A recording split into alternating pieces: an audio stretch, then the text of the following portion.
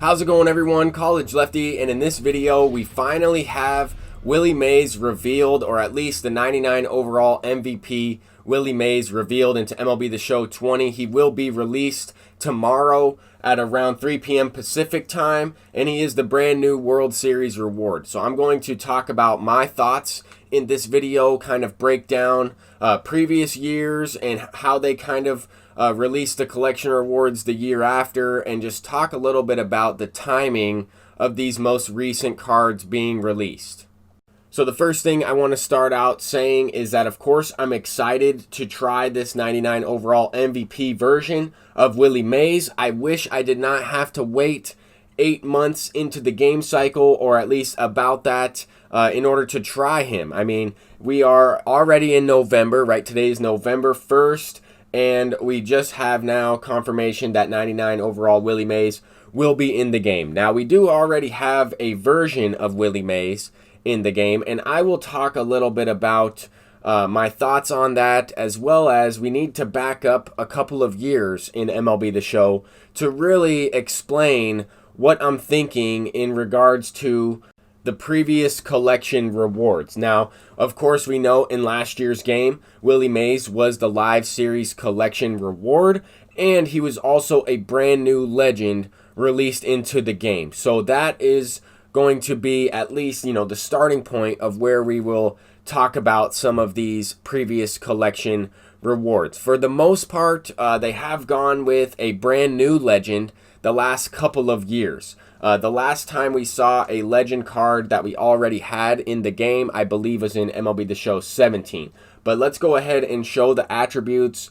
for what 99 overall MVP Willie Mays could potentially look like, right? This is a signature series card in last year's game, and honestly, I hope he has a little bit more power against righties. 106 would be kind of low in terms of some of the other big name players that we have, like Mickey Mantle, Mike Trout, some of these most recent postseason players, Babe Ruth, Lou Gehrig. 106 power is just a little bit lower. However, he is, a 5-tool player, and last year played extremely well. The only thing that you can kind of say that's negative about him is his swing is a little unique in that way. But let's go back to MLB The Show 17. We're taking a look at the collection reward in that game, and it was 99 overall Ted Williams. 99 all-star version of Ted Williams. The attributes capped out at 99. So as you can see, this card was almost completely maxed out. Now, if you did not complete the collection, you were still able to earn a 94 overall Ted Williams, who is also very good. This might have been the Red Sox collection reward in this game. It might have been the Epic involved with the Red Sox. I remember they had a few different programs in this year's game, but nonetheless, there was another version of the collection reward that you could unlock. Now, when we take a look at MLB The Show 18 and the immortal Vladimir Guerrero, we also have to keep in mind that there was far less content in MLB The Show 18. But the way that they kind of implemented the previous year's collection reward was by unlocking him for free in the event. Now, the timing on this was a little bit interesting as well. We didn't see, the Bob Feller or the Ted Williams until later on in the year. But also, we also have to think that Ted Williams was not a brand new legend in the game. So I just kind of wanted to talk about some background information. All of these things will come into play in a couple minutes. I'm going to be explaining everything. But at the same time, in MLB The Show 18, we did have immortal Vladimir Guerrero. He was a brand new legend, and we did not have another way to earn a different Vladimir Guerrero. So kind of where I'm going with this is we want to keep in mind how MLB The Show 19 releases Vladimir Guerrero in the game, because he was the previous collection reward. His card looked like this. His card was very good. I decided, that I would go in a different direction in this year's game. For MLB The Show 18, I could have unlocked this card fairly early into the game cycle, probably a couple months in, and I decided to spend my stubs, 1 million stubs, on Luis Tiant instead of this card, and that was just personal preference. But also, I wanted you to keep in mind, like I said a little bit ago, how MLB The Show 19 released Vladimir Guerrero. So we see here in the second inning program, you could earn the previous collection reward. Now, this wasn't the best version of Vlad, right? He was only a 94 overall. But at least if you did not have the card in MLB The Show 18, you can unlock this 94 hardware version, very early on in the game cycle, and at least use the Vladimir Guerrero card in general.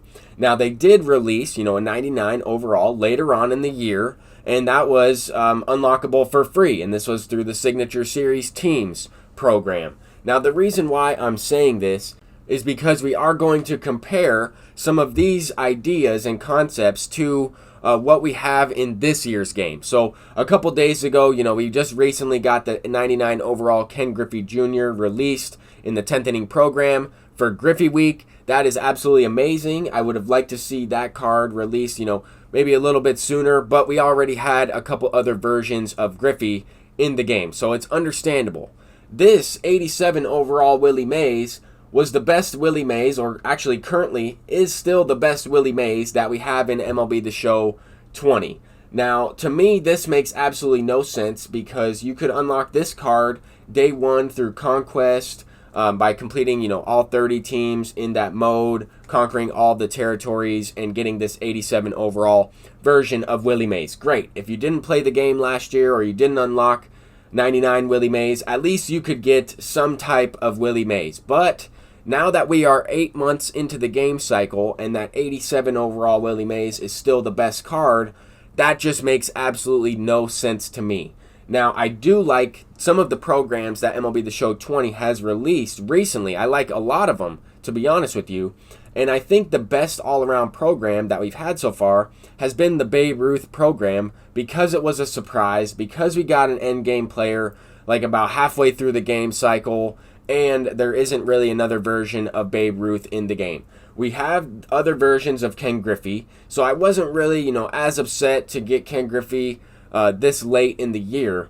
But the thing I am kind of upset about, I guess upset really isn't the right word, but the thing that I'm wondering and I'm confused about most is the fact that we just got two of the biggest name legends in the game within 4 days or 3 days or so. I have no idea how that makes any sense. If you're going to release Griffey, then maybe split them up between releasing him and Willie Mays in a few days. I just don't get that. Maybe you release Willie Mays before Griffey because Griffey already has a card in the game. To me, it just doesn't make sense. But at the same time, I am excited to get Willie Mays in the game. I will be spending a million stubs on that World Series reward card. I don't care if his price drops down below that. That is really the last and final card that I want to get in MLB The Show 20 this year. Now, I'm just going through, the different versions of Griffey. We had one released through World Series early on. We had the Home Run Derby Griffey, and now we have the MVP Griffey.